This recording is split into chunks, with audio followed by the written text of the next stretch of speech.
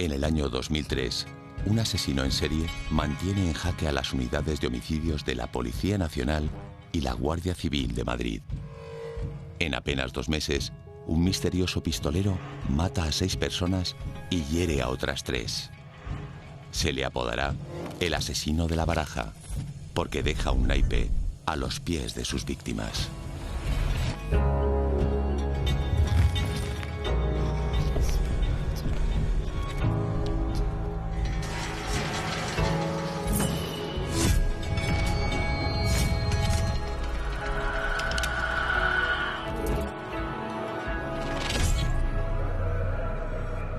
La primera vez que apareció un naipe en la escena del crimen fue el 4 de febrero cerca del aeropuerto de Barajas. Un as de copa sobre el cuerpo de Juan Carlos Martín Espacio, un joven trabajador a quien dispararon en la sien.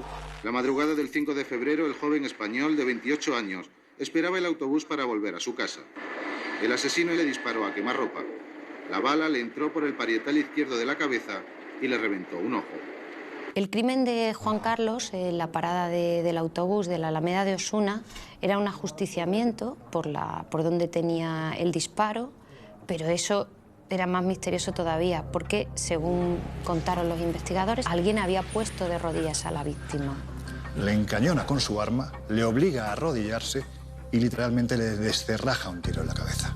Antes de abandonar el escenario, el autor del crimen recoge el casquillo para evitar dejar cualquier indicio que pueda identificarle, no sin antes dejar un misterioso elemento sobre el cuerpo de la víctima, unas de copas. Trascendió muy rápido, eso sí lo recuerdo, que junto al cadáver de Juan Carlos había aparecido un naipe, una carta. Existen testigos que han visto que había un naipe, una carta o en los pies del muchacho.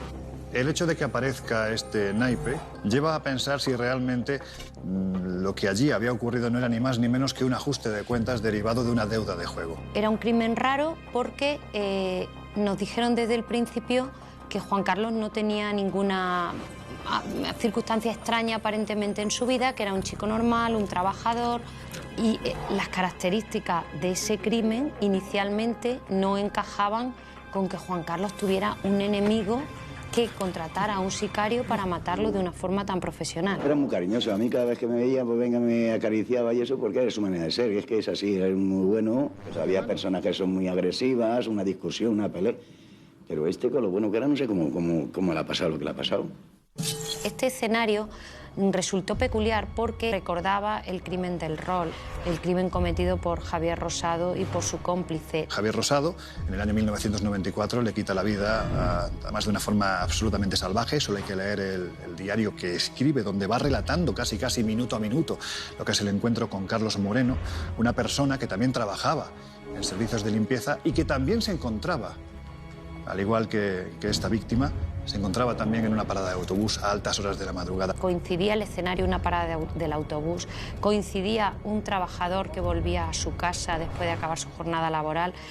También era un trabajador relacionado con la limpieza, si no recuerdo mal. Daba la sensación de que todo iba encauzado a que alguien estaba replicando ese crimen. Por lo tanto, se valoró efectivamente que se tratara de un crimen relacionado con el rol.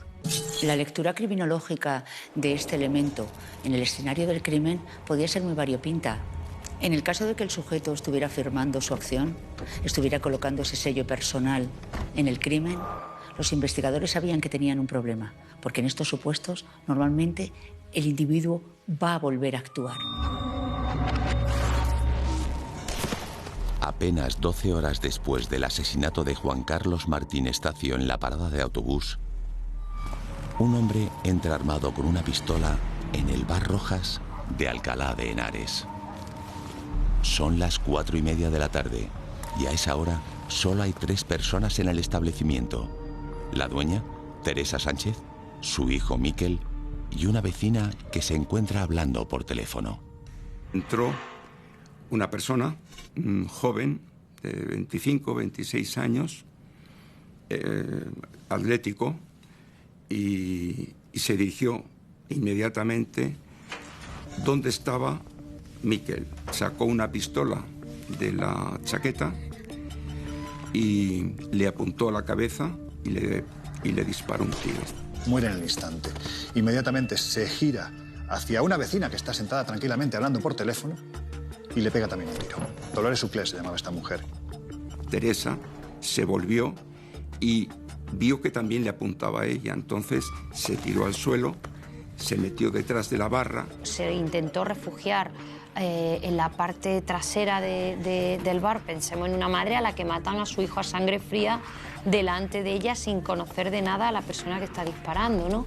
Entonces ella se refugia en la trastienda, él la persigue, le dispara, la arrastra y cree que la remata debajo de la barra. Y le dispara a la espalda. Le hiere en un brazo, en el codo y también en el pulmón. Le traspasa el pulmón y el pecho. Y luego le dispara a una pierna a la altura de la femoral, y es cuando entiende que Teresa, pues aunque está mal herida, va a morir porque la femoral se desangraría en muy poco tiempo. Teresa consigue salvarse a pesar de las graves heridas que le dejan secuelas durante muchos años, pero el asesino huye del bar pensando que se encontraba muerta. Teresa estaba hundida, no solamente con una depresión importantísima, sino que le pasaban por la cabeza ideas pues autolíticas o de suicidio. Los investigadores están enormemente confusos y en principio no relacionan los crímenes. En este supuesto no hay ningún naipe, motivo por el cual a priori no hay por qué pensar que están relacionados o conectados un asesinato con el otro. Las víctimas no tenían nada en común, tampoco se habían recogido casquillos ahí. Parecía extraño que alguien matara en el mismo día a personas que no tenían nada que ver entre sí y con tan poca hora de diferencia. Pero yo recuerdo las palabras de un investigador que me dijo: hay asesinos que matan, sobre todo los que no tienen motivos, los que se mueven porque sí, los asesinos descontrolados que pueden matar, irse a descansar a su casa y luego volver a matar de nuevo. Los sucesos de la parada de autobús y de Alcalá de Henares parecen no estar relacionados entre sí. Pero un mes después de los crímenes del Bar Rojas, un pistolero solitario aborda en Tres Cantos a Eduardo Salas y a Najid Castillo, una pareja que se encuentra charlando en la calle. El día 7 de marzo, en Tres Cantos, sobre las 3 de la mañana, pues a una pareja, una persona se la acerca de frente. No había nadie en la calle y entonces sí que lo vieron, ambos lo vieron venir sin darle mayor importancia. En ese instante, esta persona saca su arma, dispara a Eduardo Salas, que al parecer gira la cabeza de tal forma que la bala le atraviesa la mandíbula partiéndosela. Le entra el tiro por la mejilla derecha y le sale por las cervicales. Eduardo cayó al suelo, Anaíz se quedó absolutamente paralizada porque pensaba que Eduardo estaba muerto, de hecho fue un milagro que no muriera, y claro, hay que ponerse en el lugar de esa chica. Ella pensó que la siguiente era ella, y de hecho la siguiente iba a ser ella. Najid, aterrorizada, tiene un acto de protección y baja la cabeza. El asesino dirige el arma hacia ella, pero se le encasquilla. Yo, antes del disparo, yo me agaché, me puse las manos, me puse en posición fetal. Y entonces, nada, yo me puse a orar y entonces yo escuché cuando él manipulaba el arma, luego de que le disparó. Entonces, pues, lo único que pensé es que ya me iban a disparar a mí, nada más. Y nada, y luego me quedé ahí esperando cualquier cosa, lo que pase, y después de unos minutos levanté la cabeza y ya no estaba. Lo sorprendente de esta nueva agresión es que antes de marchar, el asesino deja una nueva carta. Estamos hablando ya de un 2 de copas. Volvemos a esa traducción que pueden tener estas cartas, estos naipes, y es que el 2 de copas siempre representa a los amantes. ¿A quién intenta agredir? A una pareja. Se tenía conocimiento también de que en la Alameda de Osuna había aparecido también el haz de copa, ¿no? Como apareció el haz de copa en un sitio y el 2 aquí en Tres Cantos, pues también se empezó ahí a barajar pues, que esta persona fuera como el naipe ya, como una cosa de su firma, ¿no? El 2 de copas hace saltar todas las alarmas. Ahora sí, la prensa, y es más, los investigadores tienen la certeza de que Madrid tiene un asesino en serie. Dejó su marca, su sello, dejó el 2 de copas, el segundo naipe, que se convirtió en su firma. Eduardo y Anaíz vieron que utilizaba algo que describieron como una tela, como una malla, como algo así, para recoger los casquillos. Ella cuenta pues, que el arma se le encasquilla y también comenta que ve que el arma lleva algo puesto en ella. Parece ser que debajo del arma debajo de la culata había como una especie de malla de color rosado que se interpretó que podía ser un medio casero utilizando una malla de ajos, de algo tan sencillo como ajos, para que los casquillos no cayeran al suelo y de esta forma no se pudiera seguir investigando la procedencia o quién era el asesino. El día siguiente nos trasladamos para hacer la inspección. Una inspección ocular que duró 3 días. Nuestro objetivo era ver la trayectoria del proyectil para luego poderlo mandar al departamento de balística de la Guardia Civil, ¿no? Y poder saber qué arma ha sido la que ha disparado él mismo. Después de 3 días de inspección del lugar de los hechos, la Guardia Civil encuentra el proyectil que ha atravesado el rostro de Eduardo Salas. El primer conocimiento que tenemos en cuanto a balística de este caso es cuando nos mandan un proyectil que se extrae en 3 cantos, le pegan un disparo y nos lo mandan al servicio de criminalística, al departamento de balística. Se estudia ese proyectil, se mira qué calibre es, se ve que es un calibre 7,62 Tokarev y una vez que hacemos la comparación de ese proyectil con otros proyectiles, otros casos anteriores, vemos que está relacionado con 3 casos de Policía Nacional. Los investigadores ya tienen clarísimo que se está utilizando la misma pistola, la misma munición, por lo tanto, es muy probable que nos encontremos ante la misma persona. Por parte de Policía Nacional se recupera un proyectil también en una persona que está esperando la parada de autobús cerca del aeropuerto de Barajas. Y luego, en ese mismo día, que eso estamos hablando de febrero, en un bar de Alcalá de Henares se recuperan casquillos. Eso por parte de Policía Nacional. Los informes de balística obtenidos hasta este momento permitieron, además, unir otro crimen realizado el 24 de enero en la calle Alonso Cano a un conserje. Se recuperan unas esquirlas en Madrid, en el caso en el que fallece una persona en un portal en Alonso Cano, creo que era la calle. Ahí se recuperan los proyectiles. Gracias a los restos que quedaron en este crimen y a la munición que había utilizado, se consiguió ligar esa munición con el primer crimen de la serie que ocurrió en enero, con el portero Ledesma, al que mató delante de su hijo de 2 años. Ahí, aparentemente, una persona asesina al portero de una comunidad de vecinos y además lo hace de una forma terrible, porque esta persona es obligada a ponerse de rodillas, sigue el mismo modus operandi, le descerraja un tiro en la cabeza cuando la víctima está dando de comer a su niño de 2 años que durante 45 minutos se encuentra solo en una escena de crimen con su padre muerto delante.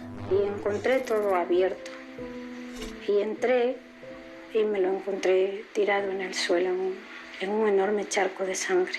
Pues mi hijo estaba sentadito en la mesa, estaba muy nervioso, estaba llorando. Mi hijo lo único que supo decirme es que había pasado mucho miedo.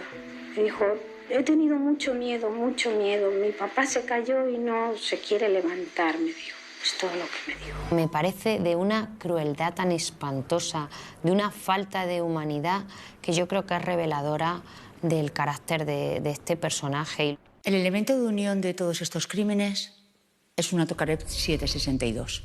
Los investigadores saben que es la principal clave para llegar hasta el asesino.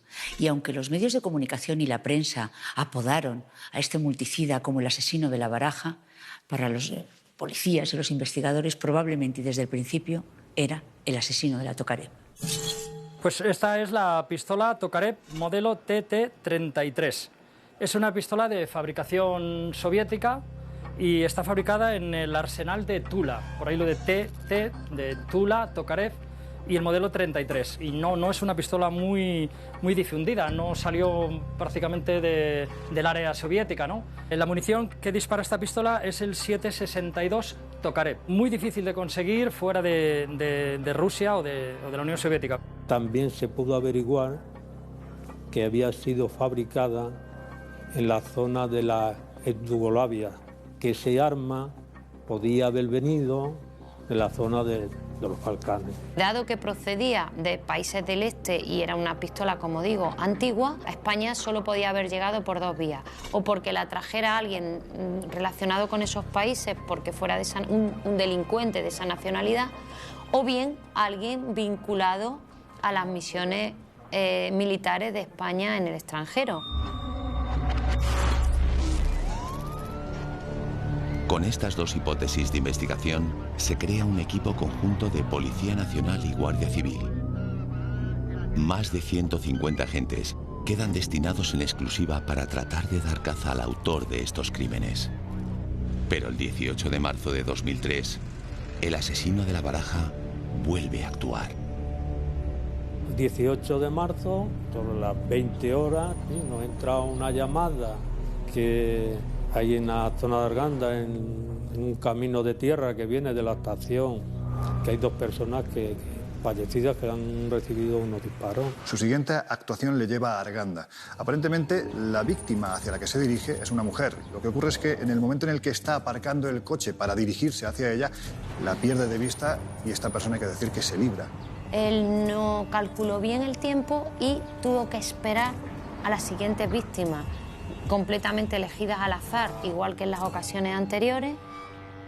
Georgi y su mujer, Doina, eran dos personas rumanas, dos trabajadores rumanos que venían después de una extenuante jornada de trabajar. Esta persona, actuando exactamente igual a como lo ha hecho en el resto de casos anteriores, se aproxima hacia ellos, concretamente a él le descerraja un tiro en la cabeza sin previo aviso, sin decir absolutamente nada.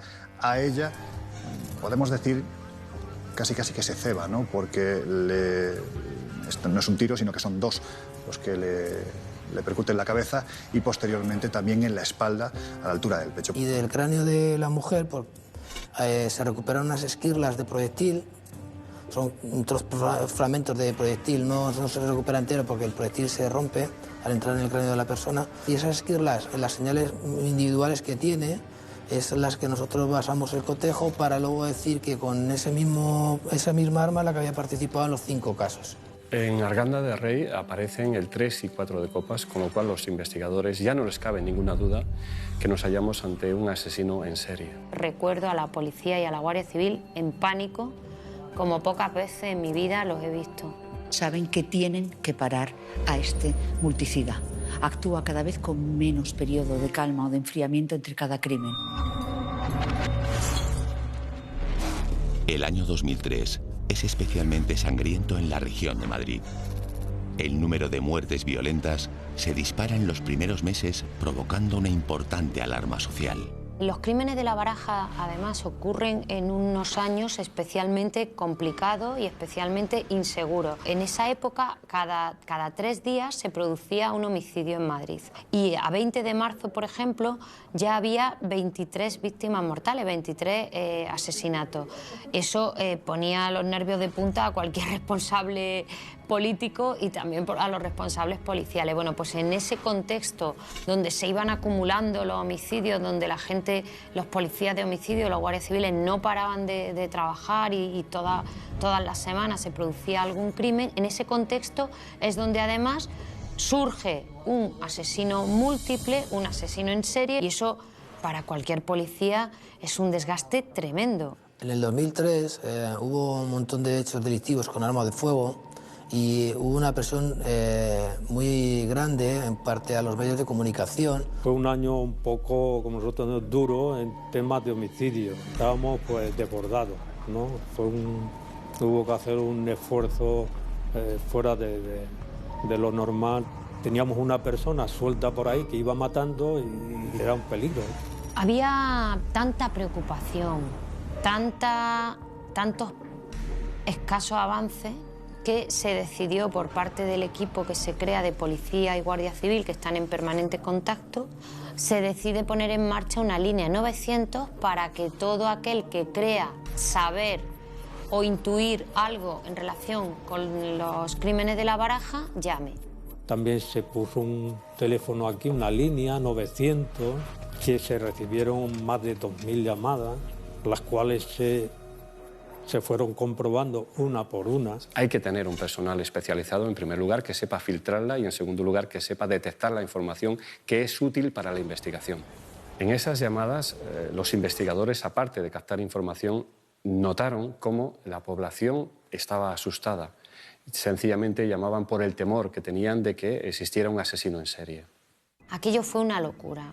Ocurrió desde vendetas personales, gente marcando a su vecino, gente aburrida, gente alarmista, bromistas, videntes sin parar. Muy pronto se vio que eso no iba a ninguna parte, que no había sido una buena idea y que solo la investigación pura y dura de siempre, callada, llevaría a algún buen puerto, ¿no? Y esa investigación vino de la mano de la munición y de la Tokarev. Se intervinieron todas las armas que había de esa misma marca y de ese mismo modelo y de ese calibre. Y se trajeron aquí al SECRIN y se dispararon esas armas, se obtuvieron casquillos y se obtuvieron proyectiles. Y creo que en torno fueron a 35 armas, porque tampoco hay muchas en España de esa marca y modelo. Y se comprobó que ninguna de ellas era con la que se habían producido los disparos. Los investigadores cuentan con otro hilo del que tirar. Los testimonios de Teresa Sánchez y de Anahid Castillo, supervivientes de los crímenes de Alcalá de Henares y de Tres Cantos.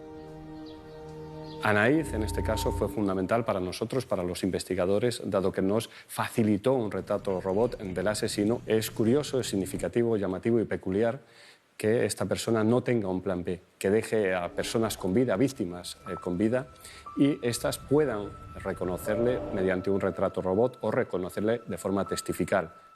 Precisamente el testimonio de Anahid Castillo, el que permite poner rostro por primera vez al asesino de La Baraja. Nos dio un poco unas características, que era una persona de 1,80 de estatura, que era delgado, con perilla y atlético. Y luego a posteriori, pues ya con esos datos, pues cuando ya el servicio de identificación de criminalística de la Guardia Civil es el encargado de hacer el retrato en robot, ¿no?, con los datos que ya nos va aportando. En este caso realizamos 2 retratos robot, aunque aquí aparecen 3, es que el primer caso estamos hablando de 2 terminaciones diferentes, con barba y sin barba.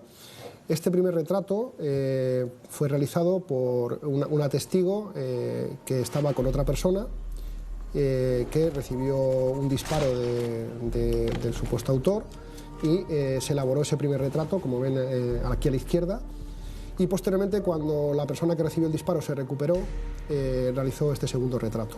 Como podemos ver, hay unas diferencias importantes, como puede ser la forma de la nariz, o bueno, el pelo es una cuestión que evidentemente se puede cambiar de un día para otro, la nariz no. Entonces depende mucho de la apreciación que pueda tener una persona, o por ejemplo puede verla en condiciones que no sean idénticas. En el caso del asesino de La Baraja, fue un caso vivo en cuanto que se produjeron varios homicidios y varios intentos de homicidio, y hubo varios testigos. Cuando hay un gran alarma social, como fue el caso del asesino de La Baraja, la delegación del gobierno decide que es necesario hacer una presentación pública de los retratos robot para que cualquier persona que pudiera aportar datos respecto al posible autor lo hiciera. Llegado a este punto, tanto la policía como la Guardia Civil tenían 2 retratos robot que decidieron hacer públicos para tratar de captar información de todas las personas que pudieran reconocerle. Se estaban peinando todos los detenidos albaneses, albano-kosovares, en fin, todos los delincuentes de esa procedencia, por si en algunos de los robos, de los atracos, de asaltos a naves, lo que fuera, se hubiera empleado esa arma, una Tokarev. Por esa vía no se llegó a ninguna parte. Entonces se centró más en la vía de militares vinculados a las misiones militares de España en el extranjero, en esos países. Hicimos un perfil y dijimos, bueno, aquí vamos a horquillar a una persona que tenga entre 24 y 26, 27 años, estatura de 1,78, 1,80, que sea delgado, ¿no? Atleta. Y luego también metimos a alguna persona que pudiera también padecer alguna psicopatía. Se trabaja con el Ministerio de Defensa y ellos nos van facilitando unas relaciones de personal destacado en esa zona y que entren dentro de ese perfil que habíamos marcado. Por tanto, había una cara, más o menos, una pistola clara y un posible perfil. Y una posible enfermedad mental o algo vinculado con un desorden vital, digamos, ¿no? Porque una persona que tuviera un trabajo normal no podía, un trabajo normal, una vida normal, hijos, familia, etcétera, era extraño que matara y que siguiera las pautas que seguía el presunto autor, ¿no? Después de examinar a cientos de militares españoles que han servido en los Balcanes, y gracias al testimonio de Teresa Sánchez, la superviviente del Bar Rojas, los investigadores detienen a un sospechoso. La policía ha detenido en Alcalá de Henares a un joven de 25 años por su presunta relación con el doble crimen ocurrido en febrero en un bar de la ciudad. El hijo de los dueños del local y una clienta murieron cuando un hombre les disparó a bocajarro. El detenido se llama Francisco Javier Antuñano del Toro, trabaja como portero de discoteca y es conocido por sus ideas xenófobas.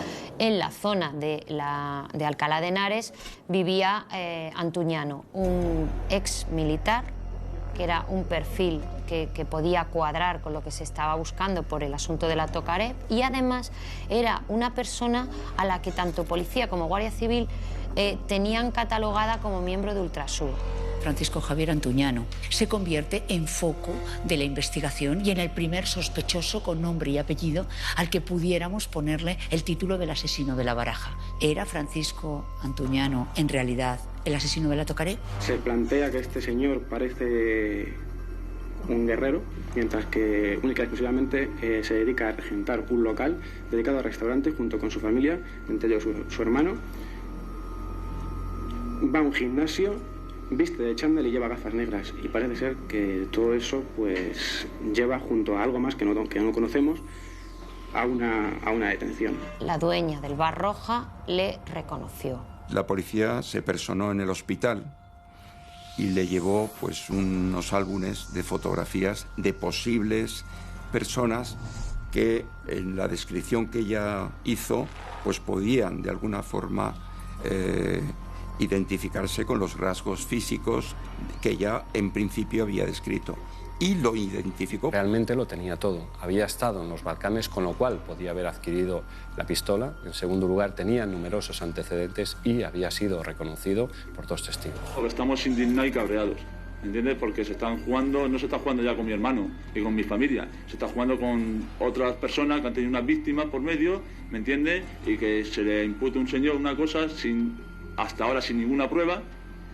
Y que claro, también se está jugando con esa familia, porque como ayer que podía ser posible asesino de la Baraja. Yo creo que fue sugerida en algún momento de quiénes eran o podían ser los posibles autores. Y se dejó llevar un poco por esto. Como la configuración física era muy parecida, de ahí vino el error. Una mujer a la que han dado por muerta, a la que le han disparado, y sobre todo, y para mí más importante, delante de la que han matado a su propio hijo a sangre fría, no puede tener la misma validez que una persona que no haya sufrido esa situación extrema de estrés. Esa estaba en una situación física y psicológica pues que no era la apropiada para tranquilamente y fríamente reconocer a esta persona. Yo creo que la detención de Antuñano fue una detención que no se tenía que haber producido. Cuando detienen a Antuñano a finales de mayo, pues yo creo que fue la misma semana en la que al siguiente domingo iban a ser las elecciones municipales. Yo sabía que se había opuesto el fiscal, se había opuesto el juez y los propios investigadores estaban en contra porque tenían claro que él no era porque los investigadores sí tenían un perfil claro de a quién se buscaba. No le habían logrado todavía poner nombre y apellido, pero el perfil estaba trazado y estaba muy bien trazado. Fue un empeño político y un empeño de determinados responsables policiales. Pero si tu investigador te dice, este no es el autor, evidentemente tienes que fiarte. Antuñano al final fue puesto en libertad. No había indicios racionales de que hubiera cometido los hechos. Esto demuestra un poco la presión con la que trabajamos la policía. Existe una presión mediática y una presión social en este caso. Transcurrirán varios meses sin que se produzcan nuevos crímenes. La investigación parece avanzar lentamente. Hasta que el 3 de julio de 2003, un hombre se acerca a la Comisaría de Policía Nacional de Puerto Llano, en Ciudad Real, y afirma ser el asesino de la Baraja.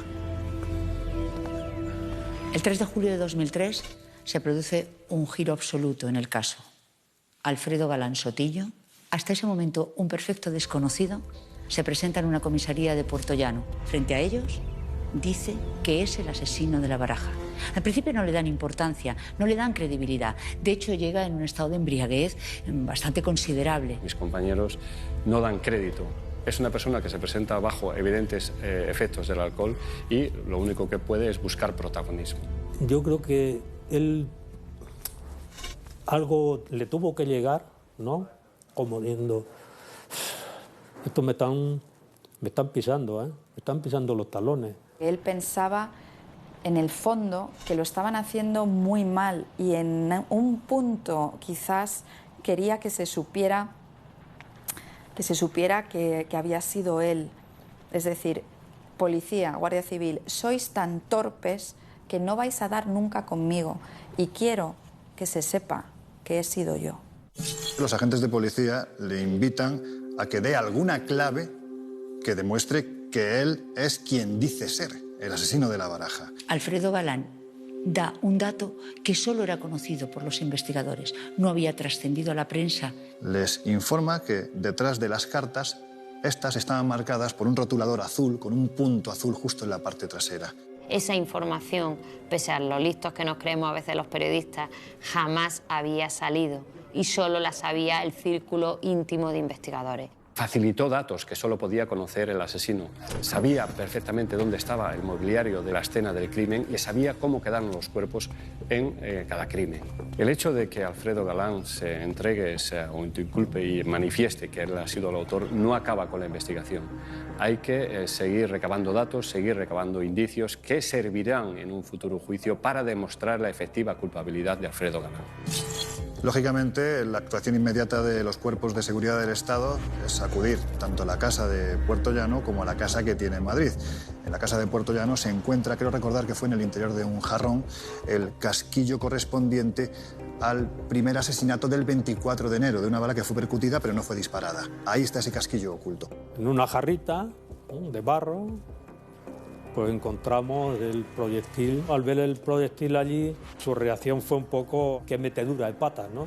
Y en la casa de Madrid, la casa de Alcalá de Henares, lo que se encuentra es, bueno, pues algo que ya parece ir directamente hacia la figura de Alfredo Galán como el asesino de la Baraja. Ni más ni menos que 2 mazos de cartas y además bastante información publicada por medios de comunicación donde se hace referencia a este caso. Había guardado muchísimos recortes de prensa de todo lo que habíamos ido publicando, lo acumulaba. Esto es muy típico, sale en las películas de serie B americana y en las novelas, pero es que en la realidad también pasa, ¿no?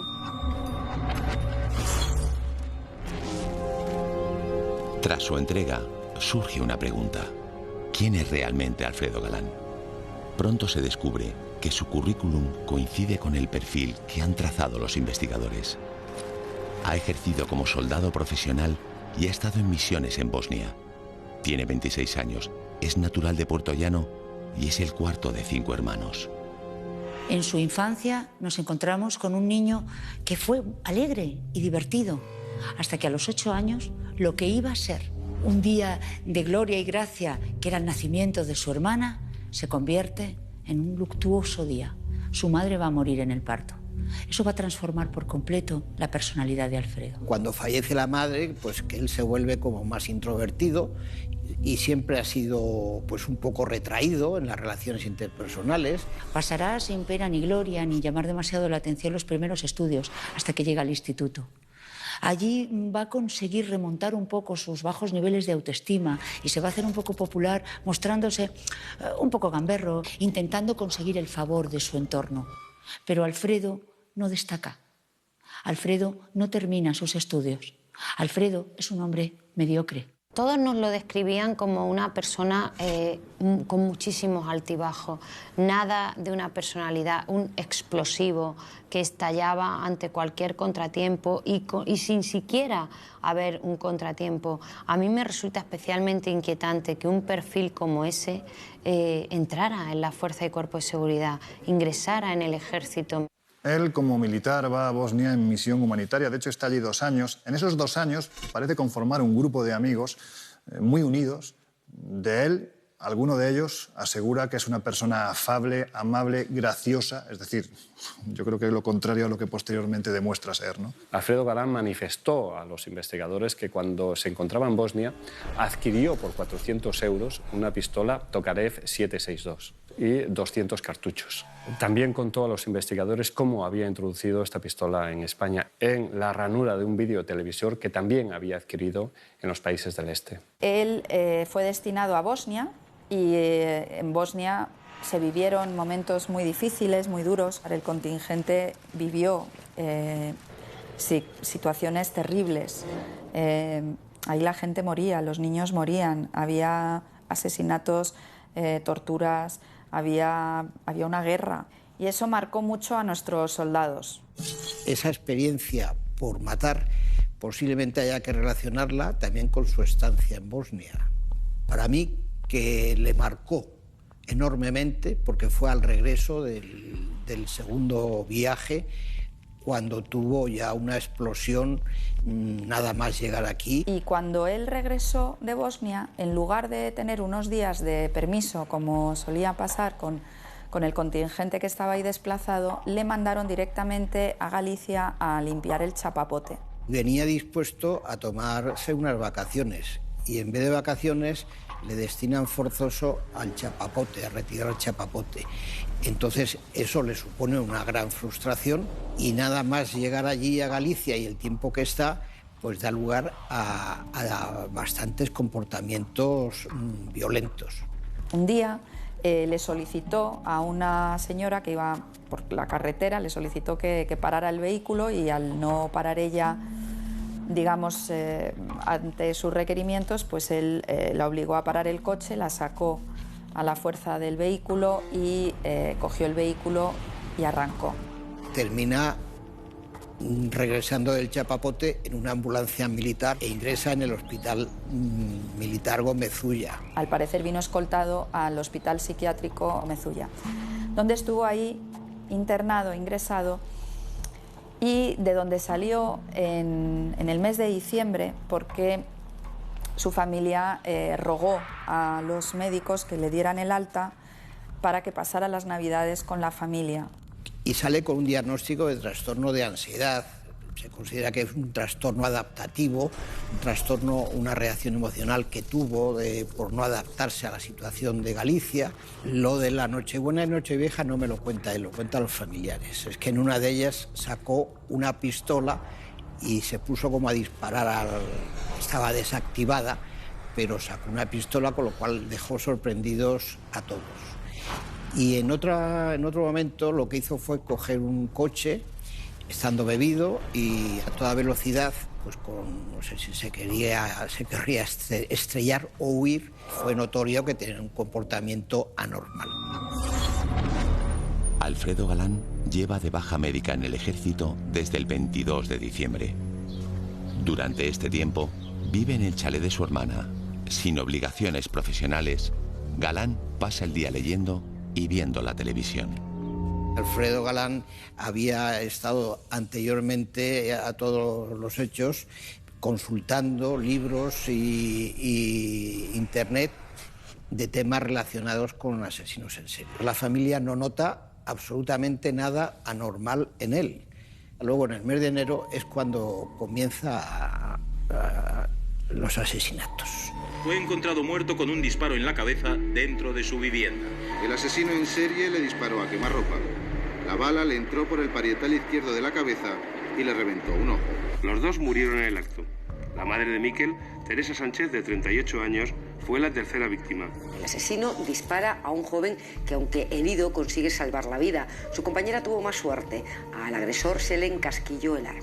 El asesino del naipe les tiroteó en un camino de tierra cuando se dirigían a la iglesia evangelista. Cuando él describió todos los crímenes en la primera declaración que hace ante la policía y luego ante el juez, él lo contaba, digamos, no estaba llorando, por supuesto, no es que estuviera llorando, pero él estaba triste. Durante todas mis entrevistas en ningún momento se mostró arrepentimiento. Era para él placentero, pues porque se equiparaba a Dios y quitaba la vida a personas, te he elegido, como si fueran unas hormigas que andan por el suelo. Yo pienso que Alfredo Galán entra en la categoría de depredador humano, que somos los únicos que matamos a otros por el solo hecho de matar, de quitarlos de en medio o de ver el placer que se siente matando a una persona. Me quedé un rato solo con él y le digo, oye, ¿por qué matas? Y la respuesta del teniente dice, quería saber qué es lo que siente una persona a matar. En sus declaraciones así lo dice, que él empezó a matar para ver qué se sentía. Y que como la primera vez que mató no sintió nada, volvió a matar a ver si conseguía sentir algo. En la primera entrevista estuvimos los tres médicos, los dos médicos forenses que hicieron las autopsias y yo, y en las otras ya estuve yo solo, y fueron en total, creo recordar, unas 5 entrevistas. Él dice que quería darse cuenta de que matar era sencillo, que era fácil, que nadie se daba cuenta, aunque tuviera un asesino a su lado, y que no se sentía nada, y que nunca sintió lástima por las víctimas. Esa frialdad y esa carencia de empatía, pues a mí me sorprendió. Eso lo contó en la primera entrevista, porque empezó contando esas cosas. A los peritos forenses y psiquiatras que se entrevistaron con él les trasladaba lo que llamamos el taedium vitale, es decir, un tedio absoluto en relación con la acción criminal. Quería saber qué se sentía al matar. El problema es que no sentía nada. Emocionalmente dormido, con unos rasgos psicopáticos muy importantes. Cuando él iba en el metro y había gente a su alrededor y él pensaba, dice, estas personas hablan del asesino de la Baraja y no se dan cuenta de que soy yo. Volvía a casa y veía incluso las noticias, seguía las noticias sobre los crímenes del asesino de la Baraja. Claro, eso también lo ha contado la hermana, que algunas veces veían que hablaban del asesino de la Baraja y él hacía comentarios pero sin ninguna carga afectiva. Pero cuidado, no se le reconoció ningún tipo de anomalía ni trastorno de personalidad que mermara su responsabilidad penal. No sentía nada. Su rasgo de personalidad no le impedía saber lo que estaba bien y lo que estaba mal. Él fue considerado como responsable de sus actos. Desde su detención en julio de 2003, Alfredo Galán pasa 2 años en prisión preventiva. El 7 de febrero de 2005 comienza el juicio contra él en la Audiencia Provincial de Madrid, con gran repercusión mediática. Hoy ha empezado en la Audiencia Provincial de Madrid el juicio de Alfredo Galán, el presunto asesino de La Baraja, porque dejaba un naipe junto a algunas de sus víctimas. Se le acusa de haber matado a 6 personas y de haber intentado asesinar a otras 3. El fiscal pide para él 151 años de cárcel.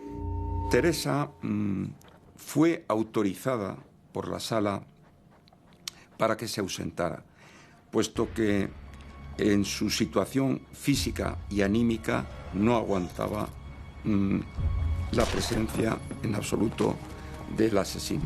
En su declaración, que fue por videoconferencia, reconoció sin ningún lugar a dudas la sonrisa, la boca y la barbilla del asesino. Sí, se queda frente a mi hijo y con la mano derecha saca una pistola y se la estaba enseñando a mi hijo. Me disparó por la espalda, sentí un golpe muy fuerte y me tiré al suelo y me encogí.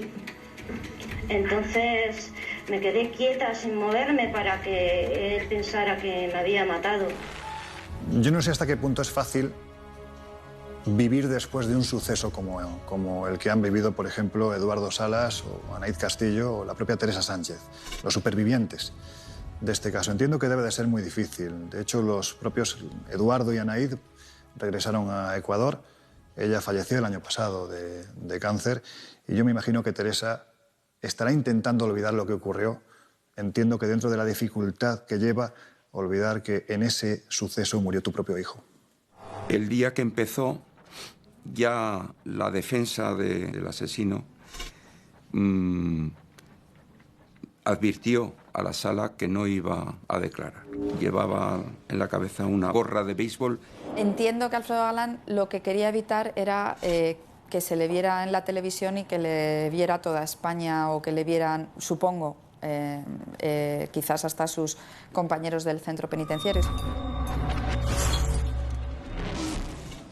El silencio de Alfredo Galán no impide que el acusado tenga que escuchar en la sala los testimonios de los familiares de sus víctimas y de los supervivientes de sus crímenes. Mi hijo está afectado siempre por esa situación. Sus juegos se relacionan exclusivamente a muertes, a asesinatos. Está jugando con sus muñequitos y de pronto dice, se cayó, llegó un hombre, lo ha matado. Alfredo Galán, conocido como el asesino de La Baraja, ha sido condenado a 142 años y 3 meses de prisión por matar a 6 personas e intentarlo con otras 3. Alfredo Galán fue condenado con un código penal que no es el actual. Motivo por el cual, aunque fue condenado en sentencia firme a 142 años de prisión, el tiempo máximo de condena que se establecía en aquel momento para un sujeto que hubiera cometido 2 o más asesinatos, en realidad es de 25 años de prisión efectiva. Esto para las víctimas también resulta aterrador y, ¿por qué no decirlo, para la ciudadanía? Es decir, a partir del segundo asesinato, el tercero, el cuarto, el quinto, el sexto, ¿me van a costar exactamente lo mismo? Yo siempre me he quedado con, en fin, ese malestar de que salgan tan baratos determinados delitos. Por ejemplo, una persona como es este caso, que ha matado o ha asesinado a 6 personas, cuyas vidas las ha segado porque le ha dado la gana y porque era como una distracción para él, ¿no? Pues hayan quedado simplemente con una condena de 25 años. Si coges 25 años y lo divides entre 6, y contando también los que han quedado vivos y malheridos, por ejemplo, Teresa o el ecuatoriano, pues sale muy barato matar a la gente. Alfredo Galán saldrá con 52 años. ¿Se rehabilita un asesino en serie? ¿Se reinserta como un ciudadano de bien? Hombre, el pronóstico es bastante malo. Los asesinos en serie son sujetos que se retroalimentan de la muerte de los demás, son depredadores, son cazadores humanos y es como una adicción que no se supera. Las posibilidades que tiene de recuperación y de rehabilitación yo pienso que tendrían que ser bastante altas porque va a estar mucho tiempo en prisión y a la salida necesariamente no tiene por qué volver a tener los mismos comportamientos violentos. Si uno se pregunta, ¿qué llevó a Alfredo Galán a convertirse en el asesino de La Baraja? ¿Por qué mató a 6 personas y lo intentó con otras 3? Probablemente la ira, la frustración y el hecho de sentir que él quería ser algo, que él quería ser reconocido. Yo creo que Alfredo Galán siempre pasó sin pena ni gloria por la vida y que tenía una importante necesidad de estima, de reconocimiento por parte de los demás, de que hoy estemos hablando de él, o de que cuando hablemos en cualquier clase de criminología de los asesinos en serie de España, Alfredo Galán tiene su puesto. Alfredo Galán Sotillo cumple condena en la prisión de Herrera de la Mancha, en Ciudad Real. Dentro de 10 años quedará libre. Saber si cuando llegue ese momento será capaz de reintegrarse en la sociedad o si volverá a cometer algún crimen es hoy por hoy un misterio.